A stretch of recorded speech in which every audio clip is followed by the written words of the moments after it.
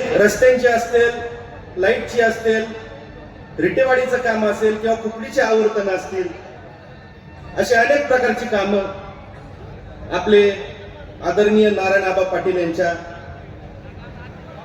कारकिर्दीत झाली.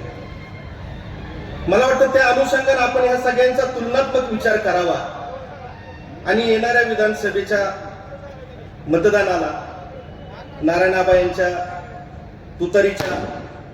तुतारी वाजवणारा माणूस या चिन्हावर बटन दाबून त्यांना प्रचंड मताने विजय करावा. मित्रांनो, आजकाल समाजात जे चाललंय ते थोडं विचार करण्यासारखं आहे. मित्रांनो, बटेंगे तो कटेंगे, नहीं रहेंगे, ह्या सगळ्या तुम्हाला नकळत तुमच्या टाळ्याला आतूची गोळी लावण्याचे प्रकार आहेत. धर्माचं जातीचं राजकारण करणाऱ्यांना हा पुरोगामी महाराष्ट्र कधीच स्वीकारणार नाही. मित्रांनो, शेतकऱ्यांची जात ही माती असून शेतकऱ्यांचा धर्म हे पाणी आहे. त्यामुळे मला एकच विनंती करायची आहे, शेतकरी बांधवांनी, सर्व समाज बांधवांनी कुठल्याही जातीपातीच्या धर्माच्या राजकारणात न अडकता या पुरोगामी महाराष्ट्राच्या विकासाला चालना देण्यासाठी देशाचे नेते आदरणीय शरदचंद्रजी पवार, जिल्ह्याचे नेते आदरणीय विजयसिंहजी मोहिते पाटील, करमाळ तालुक्याचे माजी आमदार जयवंतराव जगताप साहेब, या सर्वांचे हात मजबूत करण्यासाठी आपण नारायण आबांना साथ द्यावी.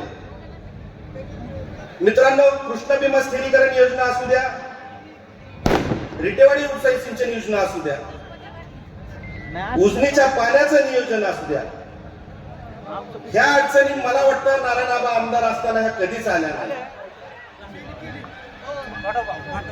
मित्रांनो, विद्यमान जर उमेदवार बघितले तर एकाला डायरेक्ट भारतीय जनता पार्टीचा पाठिंबा आहे, तर एकाला प्रत्यक्षरित्या पाठिंबा आहे. भारतीय जनता पार्टी हे पूर्णपणे शेतकऱ्यांच्या, सर्वसामान्यांच्या विरोधात असलेलं भांडवलवादी सरकार आहे. तर अशा या सरकारला अपक्ष राहून पाठिंबा देणाऱ्या व्यक्तीला सहकार्य करू नका, अशी मी तुम्हाला एक सुशिक्षित म्हणून कळकळीची विनंती करतो, एक शेतकरी पुत्र म्हणून तुम्हाला कळकळीची विनंती करतो. मित्रांनो, तुतारी हे महाराष्ट्रात मांगल्याचं प्रतीक आहे. वायरवर न उठा गाडी साहेब. ज्यावेळेस राजे लढायला जात, थोडा अजून लढाईची घोषणा होत, त्यावेळेस तुतारी हे वाद्य अत्यंत महत्वपूर्ण असं मानलं जायचं. आणि ज्या वेळेस जिंकून परत येत, त्यावेळेस ही तुतारीने त्यांचं स्वागत करायचं. मित्रांनो, अशीच ही तुतारी मतदानाच्या दिवशी पण वाजवायची आणि निकालाच्या पण दिवशी वाजवायची आहे. आपल्या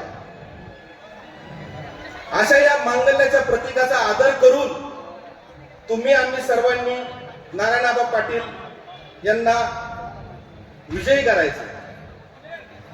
मित्रांनो, मी जास्त बोलणार नाही. जशी स्मार्ट सिटीची संकल्पना आली, स्मार्ट सिटी अंतर्गत तुम्ही बघता पुणे, सोलापूर इत्यादी ठिकाणी तुम्ही जाता, त्यावेळेस स्मार्ट सिटीची कामं ही अत्यंत जोरात चाललेली असतात.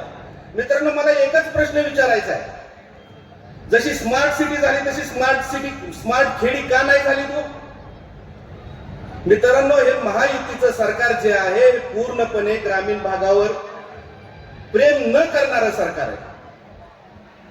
मित्रांनो, आपण शेतीच्या माध्यमातून, दूध व्यवसायाच्या माध्यमातून आपली आर्थिक प्रगती करत असतो. ही आर्थिक प्रगती खंडित करायचं काम या महायुतीच्या सरकारने केलेलं आहे. लाडकी बहीण योजनेला फक्त 1500 रुपये देऊन जे आमिष दाखवलं जातंय, त्या आमिषाला कृपा करून कुणीही बळी पडू नका. मित्रांनो, जर ते तुमच्या दारात मत मागायला आले, लाडकी बहीण योजनेचा जर विषय काढला, तुमच्या मालकिनीला, आमच्या भगिनीला फक्त एकच सांगायचं, लाडकी बहीण या नात्यानं आम्हाला तुमच्या पुढाऱ्याच्या संपत्तीत पण वाटा द्यायला सांगा, देतायत का बघू. हे जे बेगडी प्रेम माहितीचं सरकार तुमच्यावर दाखवतंय, हा पूर्णपणे एक प्रकारचा विश्वासघात करतोय. खरी योजना राबवली कर्नाटक सरकारमध्ये महालक्ष्मी नावाने काँग्रेसने. महिलांना मोफत एसटीचा प्रवास, त्यांच्या आरोग्याच्या योजना, त्यांना महालक्ष्मीच्या नावानं दर महिना मला वाटतं निश्चितच या लाडकी बहिणीपेक्षा जास्त पैसे त्यांना येतात. त्याप्रमाणे हे महाविकास आघाडीचं जे सरकार आहे हे पण त्याच प्रमाणात काम करणार आहे. मला विद्यमान जे लोकप्रतिनिधी त्यांच्यावरही काही बोलायचं नाही, जे लोकप्रतिनिधी होऊ इच्छितात त्यांच्यावरही काही बोलायचं नाही. मला फक्त एकच मी पुन्हा एकदा तुम्हाला सांगू इच्छितो, तुम्ही आत्मपरीक्षण करा. महायुतीचे उमेदवार कोण आणि महाविकास आघाडीचे उमेदवार कोण. मित्रांनो, कोविडचा काळ आला, अख्ख्या जगावर संकट आलं, अख्ख्या देशावर संकट आलं, आपल्यावर तुमच्या आमच्यावरही संकट आलं. मित्रांनो, अशा वेळेस सर्वसामान्य नागरिकाला, वाड्या वस्त्यावर राहणाऱ्या नागरिकाला प्यायच्या पाण्याची सोय नव्हती, अन्न पाण्याची मरमर चालली होती. अशा वेळेस लोकप्रतिनिधींची खरी गरज असते. मित्रांनो, जास्त काय बोलणार नाही. एक वैद्यकीय व्यावसायिक या नात्याने मी तुम्हाला सांगू इच्छितो की तुम्ही ज्या वेळेस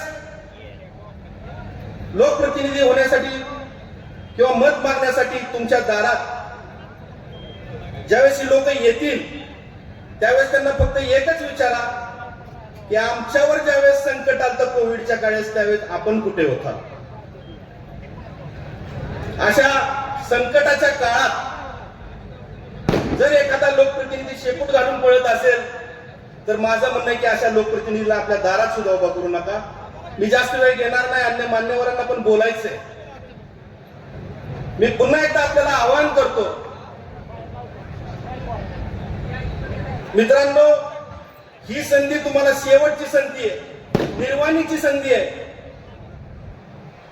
ह्या संधीचा तुम्ही फायदा घ्या आणि पुन्हा एकदा हे महायुतीचं सरकार टाळण्यासाठी आणि महाविकास आघाडीचं सरकार बहुमतानं निवडून आणण्यासाठी आपण करमाळ तालुक्याचे माजी आमदार नारायणआबा पाटील यांच्या तुतारी फुंकणारा माणूस या चिन्हासमोरील बटन दाबून प्रचंड मताने विजयी करा. धन्यवाद.